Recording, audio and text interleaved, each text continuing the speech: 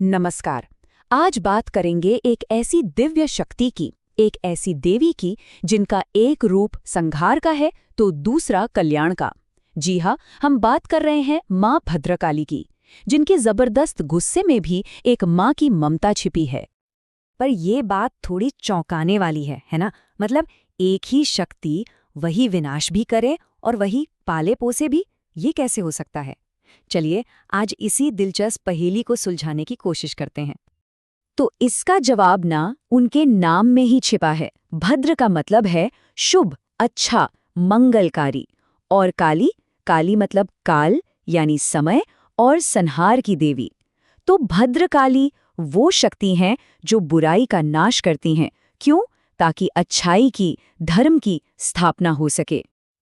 अब बात करते हैं उनके जन्म की। देखिए, उनकी जो सबसे प्रसिद्ध कथा है ना, वो हमें एक बहुत बड़े ब्रह्मांडीय घटनाक्रम के बीच ले जाती है।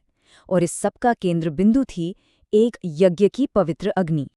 तो हुआ यूं कि राजा दक्ष एक बहुत बड़ा यज्ञ कर रहे थे। वहां पर माता सती का अपमान हुआ और उन्होंने अपने शरीर को त्याग दिया। बस फिर क्या था, भगवान शिव का गुस्सा 7वें आसमान पर पहुंच गया। उन्होंने अपना प्रलयंकारी तांडव शुरू कर दिया, और ऐसा तांडव कि तीनों लोग कांप उठे। सारे देवता डर गए। उन्होंने उसी यज्ञ की आग में प्रार्थना की कि कोई इस सृष्टि को बचा ले। और तभी उसी अग्नि की लपटों से एक जबरदस्त तेजोमयी शक्ति प्रकट हुई। वो थी माँ भद्रकाली।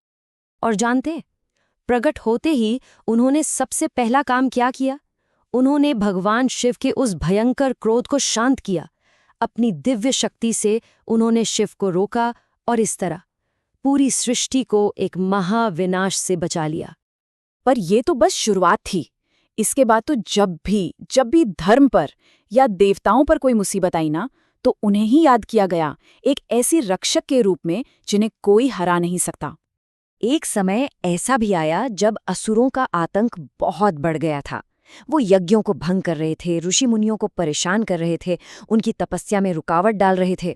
जब देवताओं की कोई कोशिश काम नहीं आई, तब सबने मिलकर माँ भद्रकाली को पुकारा। और उनकी शक्ति का अंदाजा लगाना सच में नामुमकिन था। माँ ने अपने क्रोध की आग से असुरों की इतनी बड़ी बड़ी सेनाओं को बस एक पल में राख कर दिया। ये समझना जरूरी है कि उनका गुस्सा सिर्फ और सिर्फ अधर्म के खिलाफ था, अन्याय के खिलाफ था। ऐसी जबरदस्त जीत के बाद देवताओं ने उन्हें नए नाम दिए, युद्ध देवी और अधर्म नाशिनी। क्योंकि उन्होंने सिर्फ असुरों को नहीं मारा था, बल्कि उन्होंने तो अधर्म को, बुराई को जड़ से ही खत्म कर दिया था। चलिए अब उनके स्वभाव की सबसे कमाल की बात को समझते हैं। ये जो विरोधाभास है ना, कि एक तरफ इतना भयंकर गुस्सा और दूसरी तरफ एक माँ जैसी ममता, ये दोनों एक साथ कैसे? मतलब वो जितनी विध्वंसक हैं उतने ही बड़ी रक्षक भी हैं। इस दोहरे स्वभाव को समझने के लिए ना, शुंड और निशुंड नाम के दो राक्षसों की कहानी एकदम सही है। इन दोनों ने क्या किया कि देवताओं की सारी दिव्य शक्ति ही छीन ली। अब सोचिए, पूरी सृष्टि में धर्म खतरे में पड़ गया था।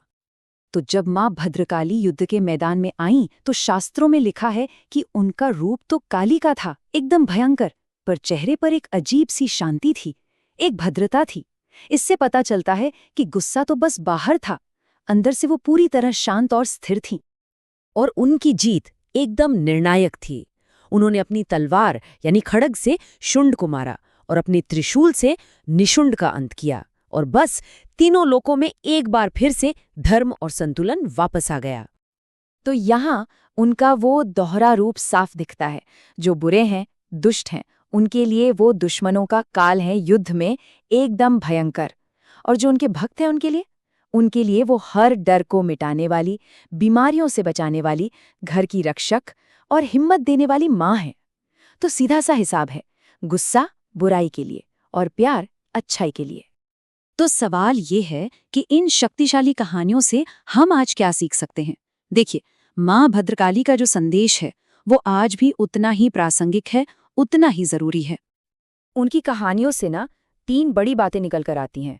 पहली, कि अन्याय के खिलाफ खड़े होना ये भी एक तरह की पूजा ही है। दूसरी बात, कि अगर गुस्सा सही कारण के लिए हो तो वो विनाश नहीं करता, बल्कि अच्छे बदलाव का एक जरिया बनता है। और तीसरी और सबसे जरूरी बात, कि जो भक्त सच्चा है और साहसी है उसकी रक्षा हमेशा होती है। तो आखिर में ये एक सवाल हम सबके लिए है कि क्या अन्याय के खिलाफ जो गुस्सा है वो भी भक्ति का, पूजा का एक रूप हो सकता है? माँ भद्रकाली की पूरी कहानी हमें इसी एक गहरे सवाल पर सोचने के लिए मजबूर कर देती है।